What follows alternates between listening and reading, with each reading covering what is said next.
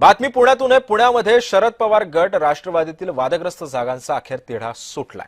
अजित पवारांसोबत झालेल्या बैठकीमध्ये सामोपचारानं तोडगा निघालेला आहे।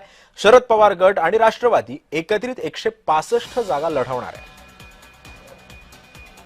आणि या संदर्भामध्ये अधिक माहिती जाणून घेऊयात। माझा सहकारी रोहन कदम सध्या आपल्यासोबत आहे। रोहन, अखेर जागांचा तिढा सुटलेला आहे। पवार गट आणि राष्ट्रवादी जवळपास दोघेही मिळून 165 जागा पुण्यामध्ये लढवतात, काय माहिती आहे?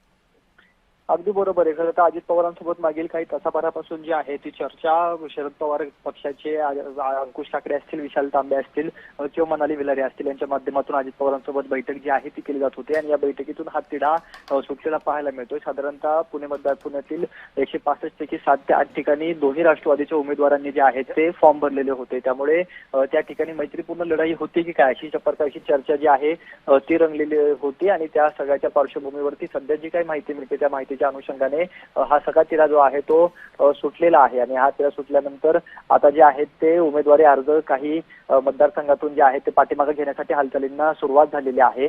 शरद पवार गटाकडून जवळपास 4 जणांचे उमेदवारी अर्ज जे आहेत ते पाठीमागे घेतले जाऊ शकतात, तर अजित पवारांच्या राष्ट्रवादीकडून साधारणतः 3 उमेदवारांना जे आहे ते पाठीमागे उमेदवारी अर्ज घेण्याचे सांगितले असल्याची माहिती सध्याच्या घडीला सूत्रांकडून मिळते। त्यामुळे आता नेमकं 3 वाजेपर्यंत कोण किती उमेदवारी अर्ज मागे घेते आणि जर का या उमेदवारांनी अर्ज पाठीमागे घेतला नाही तर ते या सगळ्या मतदारसंघामध्ये मैत्रीपूर्ण लढाई जी आहे ती दोन्ही राष्ट्रवादींची होते का हे देखील पाहणं महत्त्वाचं आहे। आता अतिशय घाईगडबडीमध्ये अंकुश ठाकरे असतील, विशाल तांबे असतील हे डायरेक्ट अनेक मतदारसंघामध्ये जाऊन तिथल्या उमेदवारांना जे आहेत त्या आता उमेदवारी अर्ज पाठीमागे घेण्याची विनंती जी आहे ती करणार आहेत, सूचना ज्या आहेत त्या करणार आहेत। त्यामुळे अजित पवारांकडून देखील अशा प्रकारे अनेक कार्यकर्त्यांना फोन गेलेले आहेत, त्यांना देखील फोन करून उमेदवारी अर्ज पाठीमागे घेतल्याचं सांगितलं आहे। नक्कीच रोहन, त्यामुळे या सगळ्या पार्श्वभूमीवरती आता या उमेदवारांनी अर्ज मागे घेतल्यानंतर नाराजीचा सूर असा कुठलाही आवळू नये असं सुद्धा आपण आता पाहतोय। धन्यवाद तू दिलेल्या अधिक माहितीबद्दल।